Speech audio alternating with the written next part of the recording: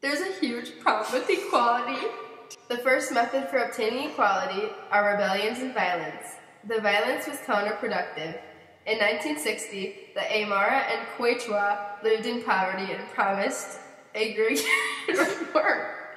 By President Fernando Belaunde Terry, after promise didn't go through, they seized the land in 1963, the military was involved.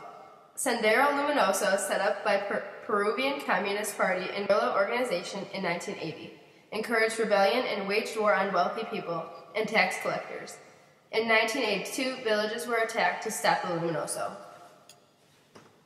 More effective than rebellions, indigenous were killed when government was converting rainforests and farms. 1973, Indigenous Mission Council was established. Organized meetings for indigenous chiefs, massacres were denounced, discussed legal tactics, and formed unions. In 1961, a bunch of housewives gathered to create the Committee of the Siglo XX, established in 1961. These people wanted to improve working conditions for minors and create jobs for women. And they were created by Domitila Barritos de Changara, created worldwide. Okay. The fourth method for obtaining equality is enfranchisement, which is the most important method for gaining equality. Most indigenous people were illiterate, so disenfranchised in Peru until 1979 and in Ecuador until 1980. Once they had the vote, the sympathetic politicians, including the indigenous ones, could be elected, which included Bolivia in 2005 and Ecuador in 2006. Continuing indigenous inequality includes racism. The disapproval of racism was increasing, but indigenous people were main victims of racist violence which led to decrease in Brazil's indigenous population from 1 million to 180,000. About 1,000 Yanomamis in Brazil and 12,000 in Venezuela have been murdered since 1975. Indigenous inequality also included culture clashes and divisions. Indigenous people lived outside their community in cities, where implementation of their laws would clash with other legal systems. Indigenous inequality also includes unsympathetic governments. Dictional Somata regime in Nicaragua killed thousands of indigenous peasantry mobilized by Sandinista guerrillas. Mosquitos rebelled and 15,000 went into neighboring Honduras. Latin American governments supported by USA composed social reforms. 1999, Clinton went to Guatemala and apologized for U.S. support for murders right-willing Guatemalan governments. Even sympathetic governments struggled to balance with the interests of the indigenous population, such as Alejandro Toledo, who was president. He was displeased because he allowed the privatization of oil and gas discovered in the Amazon region.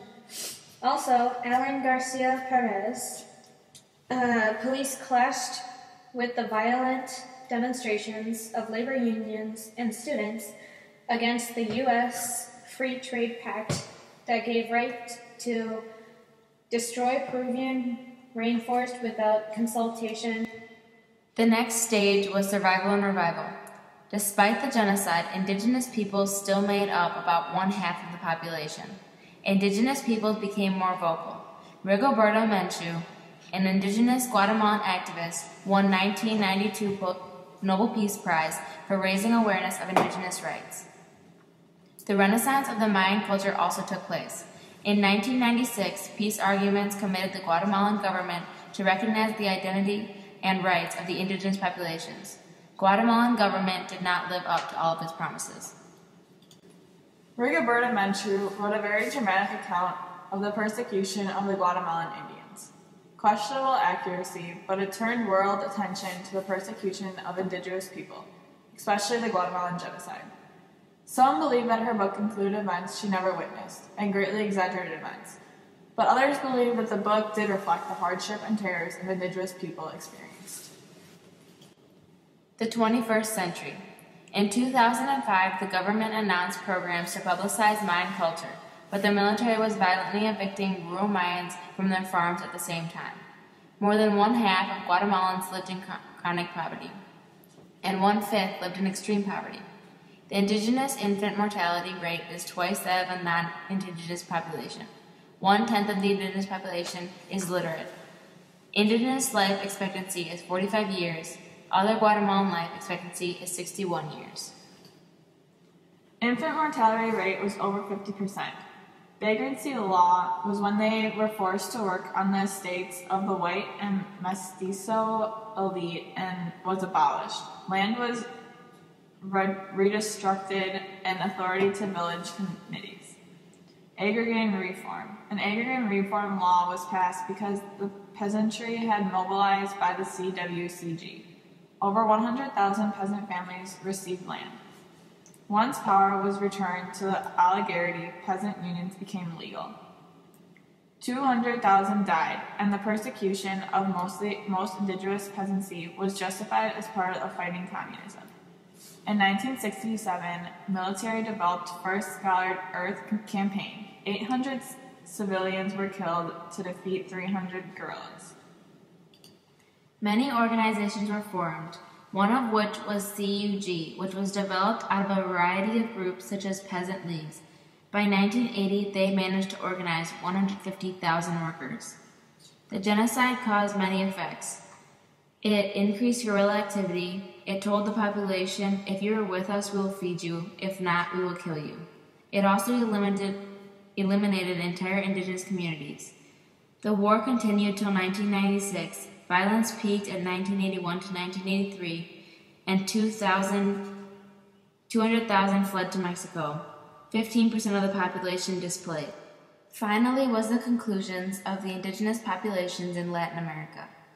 In 2010, Theresa Mead wrote that with the aid of radical church groups, reformist political parties, and domestic and international agencies, she stated that a new agenda was in motion in Latin America, calling for greater equality and redress the abuse brought upon by indigenous people for centuries. Historian John Keatsa gave a similar assessment to the situation. The situation has improved since 1945, but there is still a long way to go before the indigenous population attains full equality.